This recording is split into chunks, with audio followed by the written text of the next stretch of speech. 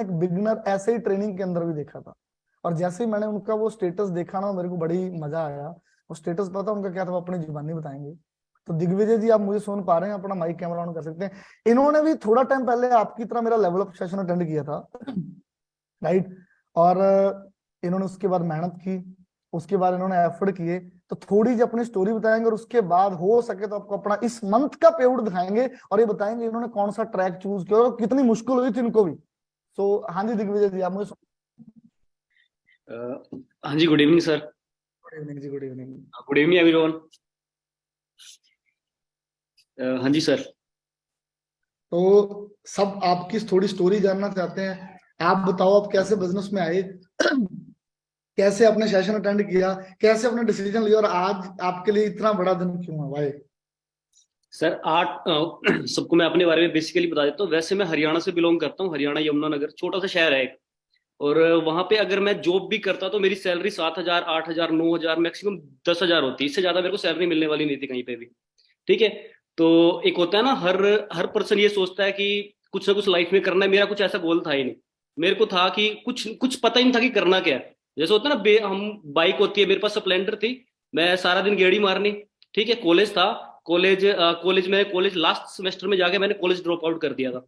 उसके बाद समझ नहीं आ रहा था कि करना क्या है, क्योंकि स्टडी में इतना कोई इंटरेस्ट था नहीं कि करना क्यों करना है, क्या कुछ समझ नहीं आ रहा था क्या करना है। घर वालों को डेली ताने पड़ते थे। आप सबको भी, कई लोगों को मिल रहे होंगे ताने कि क्या करना है, कुछ करियर का नहीं सोचा कि अभी करना क्या है ना। तो यही सारी चीजें, सेम चीजें हो रही थी। फिर इंस्टाग्राम तो सब हम सभी चला रहे हैं, मैं भी उस टाइम इंस्टाग्राम चला रहा था 8 से 9 महीने पहले। आज से 8 से 9 महीने पहले मैं भी इंस्टाग्राम चला रहा था। इंस्टाग्राम चलाते चलाते मेरे सामने भी ये अपॉर्चुनिटी आई, जैसे आप सबके सामने आई। तो मैंने भी ये चीजें देखी सारी।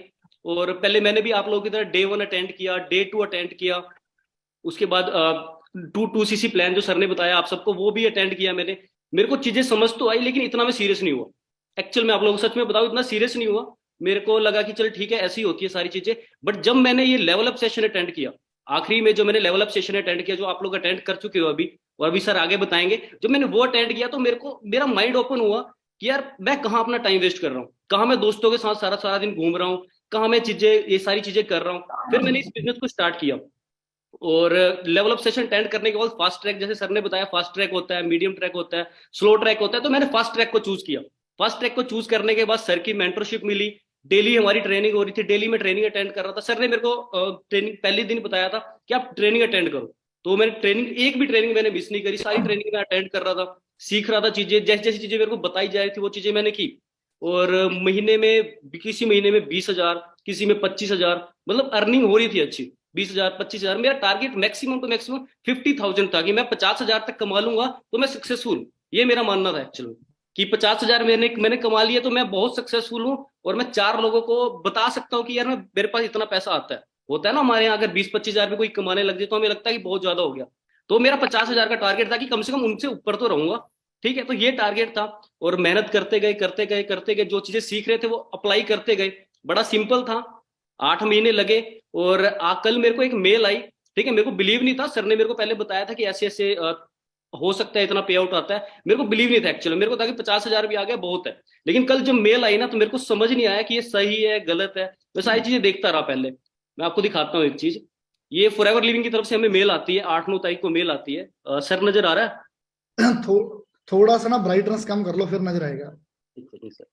अपनी फोन की ब्राइटनेस कम कर लो, फोन की ब्राइटनेस कम कर दो ना, तो फिर वो ग्लास पकड़ लेता है उसको। हाँ जी, अब नजर आ रहा है मोटा मोटा। जी। तो ये मुझे कल मेल आई। और ये मेल कितने की है? 1,35,331 रुपए। मुझे समझ नहीं आया कि यह क्या है। मैं काफी देर तक देखता रहा, मतलब मैंने आधा एक घंटा इसमें वेस्ट किया अपना, कि देखने में, कि समझूं मैं पहले कितना आया। मुझे पहले यकीन नहीं हो रहा था, मुझे लगा 13,000 रुपये आए हैं। ठीक है, फिर मैंने ध्यान से देखा। तो मैंने देखा 13,000 तो मेरा टीडीएस कटा है। 13,000 की तो मुझे कोई जॉब भी नहीं देने वाला था।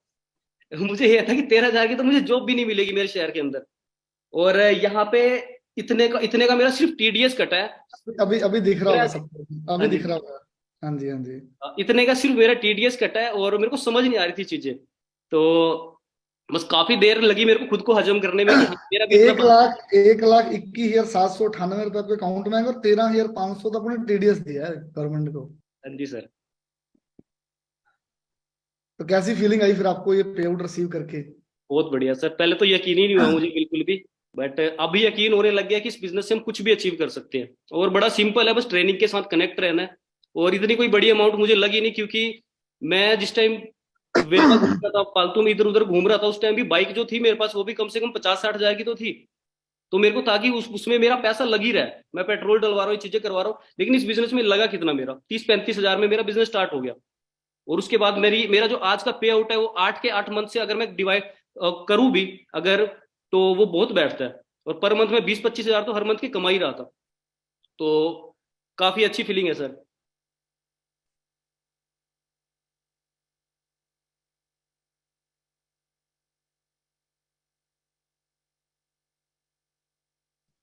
Thank you so much brother, आवाज आ रही मेरी अभी? थैंक यू हाँ जी, सो मच। अब आइए sir. Thank thank you sir. हाँ जी। तो क्लैरिटी मिली गाइस दिग्विजय सर को सुनकर?